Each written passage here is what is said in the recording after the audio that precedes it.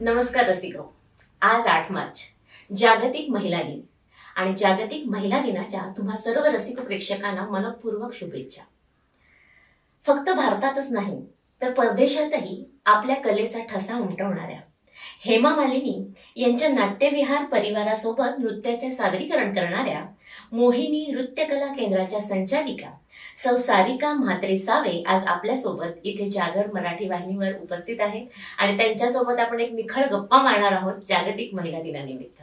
तर सारिका म्हात्रे, तुमचं आपल्या जागतिक महिला दिनाच्या तुला शुभेच्छा आणि जागर मराठी वाहिनीवर तुझे मनपूर्वक स्वागत.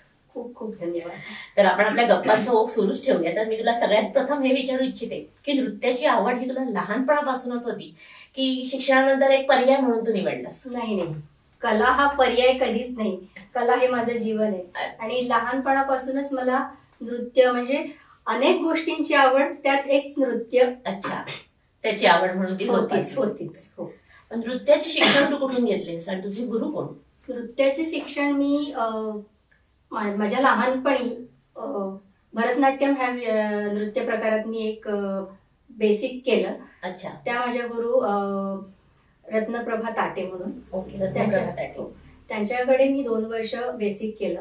त्याच्यानंतर थोडासा गॅप गेला आणि मग मी अचानक नृत्य क्षेत्रात कॉलेज नंतर गेले. अच्छा, कॉलेज मध्ये बराचसा वेळ गेला आणि नृत्यात मी ऍक्सिडेंटली आले. त्याला एक स्टोरी आहे, मी नंतर सांगेन तुम्हाला. म्हणजे तेच की या नृत्य प्रकाराची निवड तुला का करावीशी वाटली याबद्दल तू आपल्या प्रेक्षकांना सांगणार आहेस? होय, नक्की. मला आवडेल सांगायला. ह्याच प्रश्नाकडे वळते की तुला याच नृत्य प्रकाराची आवड निवड करावी असं का वाटतं? ऍक्च्युली अनेक गोष्टींची आवड होती मला. नृत्य, गायन, चित्रकला, रांगोळी हे सगळं मी लहानपणापासून करत असे. बेसिकली मला सगळ्या कलांची आवड आहे. आणि मला चित्रकार व्हायचं होतं. अरे आणि त्या हेतूने मी एलिमेंटरी, इंटरमिजिएट एक्झाम सुद्धा दिल्या होत्या. एसएससी नंतर मला सर्टिफिकेट टायमावर न आल्यामुळे मला ऍडमिशन मिळाली नाही. आणि मग काय करायचं, माझी वर्ष फुकट जातील. मग म्हणाले चला वर्तक कॉलेजला आपण ऍडमिशन घेऊया. मग काय करायचं तर आर्ट्स मध्ये ऍडमिशन घेतली मी आणि म्हणजे मनाविरुद्ध मी शिकत होते. ओके, म्हणजे जायचं होतं चित्रकलेला पण तुझं मनाविरुद्ध. आणि तिथे माझी भेट माझे गुरु म्हणजे पितृतुल्य गुरुवर्य डॉक्टर रमेश कुबल सर यांची भेट झाली आणि त्यांनी माझ्यातले काही गुण ओळखले, कलागुण, आणि त्यांनी मला नालंदाला दिला. म्हणजे म्हणतात की काही गोष्टी विधिलिखित असतात. म्हणजे आपल्याला करायचं असतं एक, पण त्याने ठरवलेलं काहीतरी वेगळंच असतं आणि त्या वळणावर तो आपल्याला बरोबर नेऊन ठेवतो. वर्तक कॉलेजमध्ये मी गॅदरिंगला एक डान्स केला होता आणि तो डान्स खूप बोल्ड होता. त्याचा जॉनर साधारण कॅबरे टाईप होता आणि त्यावेळेला म्हणजे 1994 त्यावेळेला मुली इतक्या बोल्ड स्टेजवर नव्हत्या. मी बाय नेचर बोल्ड नव्हते, पण ते स्टेजवर मला स्पिरिट यायचं आणि मी संचारायचं. तर तेव्हा त्यांना वाटलं की काहीतरी करू शकते या क्षेत्रात. आणि सर माझ्या घरी आले. त्यांनी आई वडिलांना सांगितलं की इथे हिचं काही नाहीये, तिचं करिअर तिथे आहे. ते स्वतः घेऊन गेले मला. म्हणून मग तू याच काय तुझ्या नृत्य प्रकाराचं नाव आम्हाला आवडेल, म्हणजे कुठल्या नृत्य प्रकारामध्ये तू निपुण आहेस? मी मोहिनी अट्टम ह्या विषयात पोस्ट ग्रॅज्युएशन केलं. अरे वा, ग्रेट. आणि भरतनाट्यम, कथक ह्यांचे मी बेसिक धडे घेतले. अच्छा, ओके. सारिका, नृत्याचं शिक्षण घेत असताना तुला काही अडथळे आले का आणि त्या अडथळ्यांवर तू कशा प्रकारे मात केलीस? अडथळे म्हणजे हा प्रकार आणि हे शिक्षण खूप नवीन होतं माझ्यासाठी. त्यावेळेला हे शिक्षण कोणी घेत नसत. आता रियालिटी शोमुळे नृत्य खूप फ्लरिश झालंय, पण तेव्हा असं होतं की वरिष्ठ किंवा आपल्या वयस्कर जे आपल्या जोडीचे होते तेही विचारायचे तू कॉमर्स का नाही करत, सायन्स का नाही करत, हे काय करते, ह्यानी तुला काय मिळणार. म्हणजे मी काय करते हे मी त्यांना एक्सप्लेनही करू शकत नव्हते. पण म्हटलं जाऊ दे वेळ. आणि तेव्हा मी तुम्हाला सांगितल्याप्रमाणे डॉक्टर रमेश कुबल माझे जे सर होते त्यांनी मला खूप छान समजावलं की हे तू जेव्हा शिक्षण पूर्ण घेशील तेव्हा तू सांगू शकशील, आता तू गप्प राहा, काही करू नकोस, काही कोणाला सांगायला जाऊ नकोस.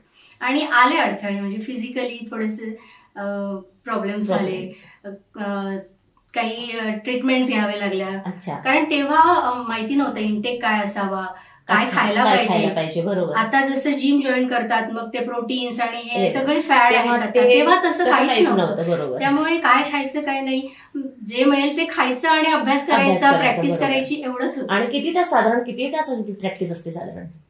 प्रॅक्टिस म्हणजे आम्ही जवळजवळ 5 ते 6 अरे तास बापरे. म्हणजे Continue. कंटिन्यू उभं राहून पण मी Practice केलेली आहे करायची. प्रॅक्टिस. तेव्हा त्यावेळेला असं होतं की प्रॅक्टिकल झाले की लगेच हे अभिनय लेक्चर आणि सगळे विषयच वेगळे. बरोबर. त्यामुळे धावाधाव आणि आपल्याकडून विरारवरून, माझं माहेर विरारचं, अच्छा. विरारवरून अंधेरीला तो प्रवास अपडाऊन करायचे. 5 तास प्रवासातच जायचे. तर हे सगळं तेव्हा क्षमा कठीण केलं, व्हायचं, बरोबर. पण आता छान वाटतं. तुझ्या या प्रवासाबद्दल म्हणजे ऐकताना मला ना कवी कुमारांचं एक शेर आठवतं की रंग सोन्याहून पिवळा व्हायचा केव्हा तरी, रंग सोन्याहून पिवळा व्हायचा केव्हा तरी, त्याचसाठी लाखदा राख व्हावे लागते. हो. हे तुझी मेहनत खूप आहे त्याच्यामुळे, आणि त्या मेहनतीमुळे आज तू या टप्प्यावर अगदी मस्त दिमागदारपणे उभी आहेस, आणि त्याच्यामुळे तुझ्याकडे बघताना आम्हालाही खूप छान वाटतं. तर हे शिक्षण पूर्ण झाल्यावर, म्हणजे नृत्याचं जेव्हा शिक्षण पूर्ण झालं तेव्हा तुझा एखादा अविस्मरणीय अनुभवाचा क्षण आम्हाला सांग. नृत्य पूर्ण झाल्यानंतर म्हणजे तसं पूर्णही नव्हतं झालं. मला डिग्रीला मी फर्स्ट आले अरे वा, कॉलेजमध्ये. ग्रेट. आणि त्यावेळेला असं होतं की माझ्या जोडीला बरेचसे हुशार विद्यार्थिनी होत्या. एक केनियाहून एक अच्छा. फॉरेनर्स होते. आणि त्यांच्या जोडीला मला असं व्हायचं की मी मराठी मीडियम मधून गेलेली, मला कसं जमणार हे सगळं, खूप टेन्शन होतं. परंतु नृत्य, गायन, सगळ्या ह्या कलांमध्ये मला ते सगळं येत असल्यामुळे मी त्याच्यातून निभावून गेले छान. आणि कधी मला कळलंच नाही की होत गेलं म्हणजे. हो. आणि त्यावेळेला माझ्या गुरूंनी, म्हणजे माझ्या नृत्यगुरू पद्मश्री डॉक्टर कनक रळे यांनी मला स्कॉलरशिपला पाठवलं. ओके. बँगलोरला. आणि त्या स्कॉलरशिप मी पास झाले. आणि मी येत असतानाच, बँगलोरवरून परत येत असतानाच त्यांना फोन गेला एक्झामिनरचा की तुमची मुलगी, तुमची शिष्या आलेली आहे, स्कॉलरशिप तिने अचीव्ह केलेली आहे. आणि त्यावेळेला असं होतं की ही सेंट्रल गव्हर्नमेंटची स्कॉलरशिप साऊथ इंडियन मुलींना मिळायची. बरोबर. मी पहिली विद्यार्थिनी, पहिली महाराष्ट्रीयन. अभिमानास्पद आहे ही गोष्ट. त्यावेळेला कनकबेननी मला जवळ बोलवलं आणि जवळ घेऊन त्यांनी जी पाठीवर थाप दिली ते माझ्यासाठी खूप महत्वाचं होतं. म्हणजे आपल्या गुरूंनी आपल्याला दिलेली थाप ही खूप अगदी म्हणजे खूप वेगळंच असतं, ते अचिव्हमेंट पेक्षाही खूप वेगळं असतं. Beyond that. तर तुझे भारतात आणि परदेशात वेगवेगळ्या ठिकाणी नृत्याचे कार्यक्रम होत असतात, त्यात तू सहभागी होत असते. तर तिथला एखादा आठवणीत राहणारा किस्सा सांगशील का? भरपूर आहेत तसे, पण त्याला तुझ्या आठवणीत राहणार आणि आमच्या प्रेक्षकांनाही तो ऐकून खूप छान वाटेल असा. म्हणजे त्यावेळेला सेलिब्रिटी असं काही नव्हतं, म्हणजे आपण शिष्य होतो, हे तो शिष्यभाव होता मनात. आणि जेव्हा आम्ही युरोपची टूर करत होतो मॅडम बरोबर, तेव्हा बरेचसे युरोपियन्स यायचे आणि आमच्याकडे ऑटोग्राफ घ्यायचे. त्यामुळे ते ऑटोग्राफ देताना असं वाटायचं बापरे कोणीतरी आहे असं फील व्हायचं ना, आम्ही कोणीतरी आहे. आणि हे सगळं आपल्या गुरूंमुळे. अगदी. कारण आपली मेहनत, प्रत्येक जण आपापल्या क्षेत्रात मेहनत करतोच, पण जेव्हा गुरूंचा, आपल्या आई वडिलांचा वरदहस्त आपल्यावर असतो तेव्हाच हे सगळं होऊ शकतं. अगदी खरं. त्यामुळे तो एक भाव मी कायम मनात भाव तुझ्यामध्ये आहे तो. आणखीन एक, जेव्हा तू एकापेक्षा एकच्या तिसऱ्या पर्वातही दिग्दर्शक म्हणून काम केलं आहेस, तर त्या रियालिटी शो मधला तुझा अनुभव कसा होता? खूप छान होता. आम्ही तिथे जे कोरिओग्राफर होतो वेगवेगळे, आम्ही खरं तर एकमेकांचे प्रतिस्पर्धी होतो. बरोबर. हो. पण आम्ही तसे न बघता एकमेकांना, अच्छा माझं हे चुकतंय, मला इथे मार्क्स कमी पडले, पण तू ही चूक करू नकोस, आम्ही एकमेकांना सपोर्ट करायचं. त्यामुळे खूप खेळीमेळीचं वातावरण होतं. आणि एक माझा पहिलाच अनुभव म्हणजे तिसऱ्या पर्वातलं पहिला एपिसोड, आणि त्यात मी जी लावणी कोरिओग्राफ केली होती त्याला सचिन सरांनी प्राइज दिलं. म्हणजे ते 100ची नोट काढून ते बोलवायचे की चला या, तेव्हा त्यांनी मला उठवलं आणि तुला हे प्राइज दिलं. तो क्षण माझ्यासाठी खूप महत्वाचं अगदी होतं. अगदी. आम्ही पण जेव्हा टीव्ही मध्ये बघतो तेव्हा सगळ्यांचे जे त्यांचे जे भावना असतात ना त्या अक्षरशः चेहऱ्यावर दिसून येतात. म्हणजे भले तो रिअलिटी शो असो, तिकडे तुमची शूटिंग असो, पण ते तुमच्या चेहऱ्यावर त्या अगदी दिसून एपिसोड येतं. नंतर मी कोरिओग्राफर म्हणून फेमस झाले. Great great great great. Mohini नृत्यकला केंद्राची सुरुवात करावी असं तुला कधी वाटलं, किंवा सुरुवात कधी केलीस?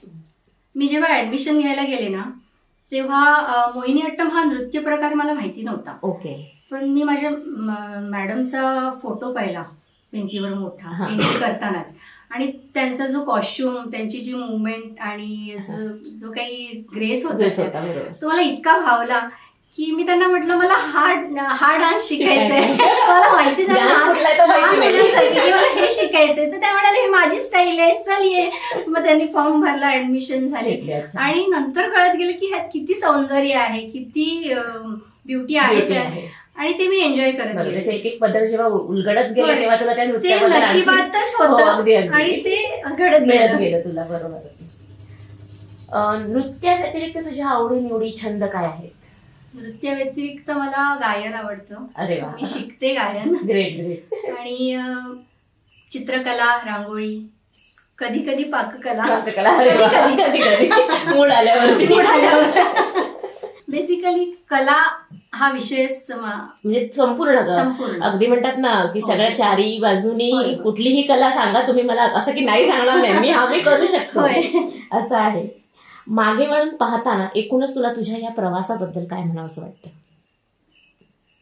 मला असं म्हणावं असं वाटतं की जेव्हा तुम्ही प्रवास करत असता तेव्हा मागे वळूच नका, अगदी अगदी पुढे जा, स्वतःवर विश्वास ठेवा, कन्सिस्टन्सी ठेवा, आणि स्वतःला कधी कमी समजू नका, कारण कुठल्या क्षणी आपल्याला उभारी कुठला मिळेल पुस्तकचा क्षण येईल काही हो. माहिती नाही. आणि तो उचलायचा असतो. त्यामुळे पुढे राहा, आणि जेव्हा तुम्ही त्या पॉइंटला पोचाल तेव्हा बघा की तुम्ही ते खालचे पाय हलू देऊ नका. खरी खरी गोष्ट आहे. पायाशी पाया. मस्तकच राहावी.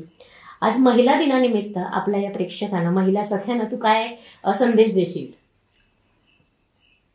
माझ्या समस्त सख्यांना, माझ्या भगिनींना मी असं सांगू इच्छिते की कुठलंच काम कमी नसते. तुम्ही कलाकार असा, तुम्ही गृहिणी असा, तुम्ही कोणत्याही क्षेत्रात असा, किंवा तुम्ही काहीच नसा, पण तुम्ही काहीच नाही असं समजू नका, कारण तुमचं अस्तित्वच सर्व काही आहे. त्यामुळे स्वतःला रिस्पेक्ट करा, तरच जग तुम्हाला रिस्पेक्ट करेल.